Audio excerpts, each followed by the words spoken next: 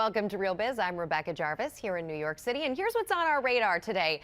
A company calling itself the Whole Foods of fashion, a CEO who is all revved up about a 50-year-old American favorite, and a few predictions for what's in store for your money in the new year. We open up the books today here on Real Biz, and we want to get right to it. They've been described as the Whole Foods of fashion. Their ethical clothing lines are all over the place. Soraya Darabi and Maxine Bédat have created the clothing company Zady and coined the Whole Foods of fashion. So it's great to have both of you with us. Great to be here. I've been to your pop-up shop in LaGuardia. It was actually really exciting. The morning that I saw it was the very first morning. Actually, it was the day before that you had gone live. Right. So how's it going?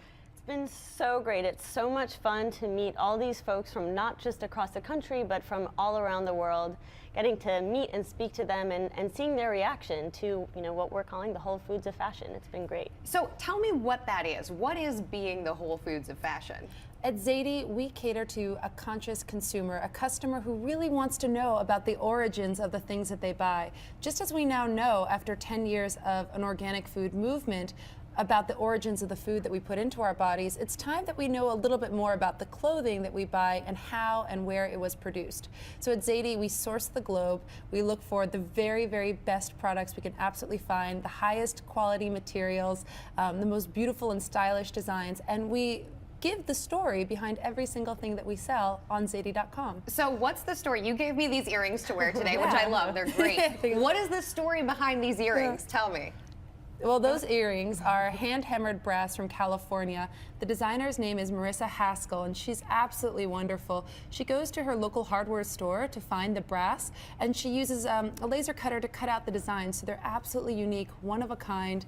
We think that it's a wonderful alternative to gold. It's at an affordable price point, and they look stunning on you. What is the price point? Those are about $99. $99. And it's interesting because everything that you just mentioned about these earrings, imagine walking into any retailer right now and getting that kind of description about the person who made it and the type of quality of material. You don't get that these days. You don't get that. And that's what I think, when we have in our pop-up shop, that's what people are really loving, is that story. They get to feel that connection, and it feels so good. And it also looks great on a lot of different people. And so that's what we're really looking for, is what are those pieces that people will want to wear for years and years to come? You brought a number of really cool pieces with you today. Yeah. I'm curious, though, how much do you think people want those stories? How much do people actually care about the origins of their fashion? We think that they care quite a bit. I mean, you can get clothing anywhere. It can cost from $0, all the way to tens of thousands of dollars.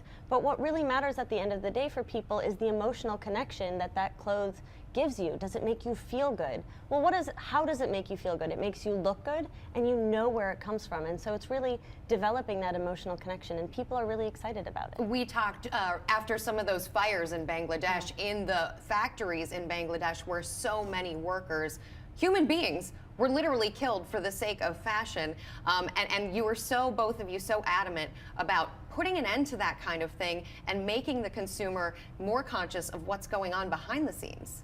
It really must stop. It absolutely must stop. Big box retailers can no longer produce clothes unethically and get away with it. I think that the time is now for a change. Yesterday, a professor of sustainability walked into our shop. She looked around, she read a few of the stories, and without having met me before, she looked up and said, "This is the future." I mean, it's those kinds of reactions that make us feel really great that Zady is onto something, and we want to be as big as Whole Foods one day. We want people to recognize us as a brand that they can trust and a brand they can turn to when they want stylish and sustainably produced items. Speaking of that future, what is the goal outside of being the Whole Foods of fashion? You want to be bought? Do you want to sell? Do you want to be on every block in America? What's the goal? Well, we're just 3 months old. We have really grand plans, obviously. We've started with the pop-up shop, and that will be the first, we hope, of many brick-and-mortar experiences that we hope to provide. We're also shipping domestically now, but looking to expand that as well. So there's so many avenues to explore and to expand on, and it's a bright future ahead for us. So tell people, outside of the LaGuardia pop-up, where can they buy these things right now? You can go to www.zady.com. It's ZADY.com. And they can follow us on Twitter, on Facebook, on Pinterest, just about everywhere. Instagram, just by looking for @Zady. This comes from the social media star in the bunch, Soraya. I know you had a big background in social media. It's so nice to speak with both of you. The company is Zady. Maxine, Soraya, thanks so much. Thank you. Happy holidays.